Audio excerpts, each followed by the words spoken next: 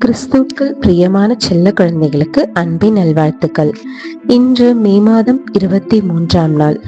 இன்று தேவன் உங்களோடு பேசுவதற்காக ஒரு விசேஷமான பரலோக மன்னாவை கொடுத்திருக்காங்க.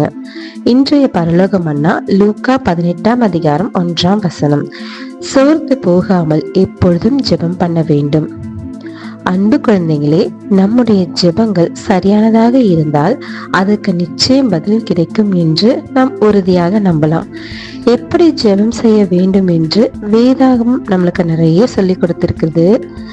நம்ம கேட்கும் சில காரியங்களுக்கு பதில் கிடைக்க சில காலம் ஆகலாம், அதாவது கொஞ்சம் லேட் ஆகலாம் என்று இந்த வசனம் நமக்கு உணர்த்துகிறது. இயேசு நமக்கு கற்றுக் கொடுத்த ஜெபத்தில் உம்முடைய சித்தம் செய்யப்படுவதாக என்று சொல்லியிருக்கிறார். இதன் பொருள் என்னவென்றால், நம்முடைய சொந்த ஆசைகளை விட தேவனுடைய விருப்பம் நம் வாழ்க்கையில் நடப்பதையே நாம் எப்பொழுதும் தேட வேண்டும். எனவே அன்பு செல்ல குழந்தைகளே, உங்கள் ஜெபத்திற்கு உடனே பதில் கிடைக்கவில்லை என்று கவலைப்படாதீங்க. தொடர்ந்து தேவனிடம் பேசுங்க.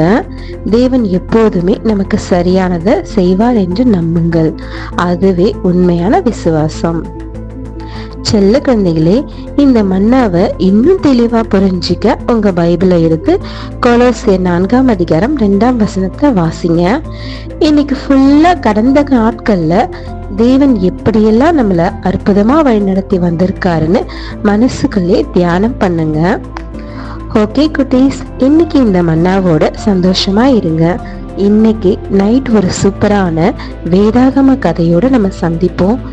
எப்பவுமே தேவனுக்கும் கிறிஸ்துவுக்கும் பிடிச்ச சமத்து பிள்ளைங்களா இருங்க. ஓகேவா குட்டீஸ்? பாய்.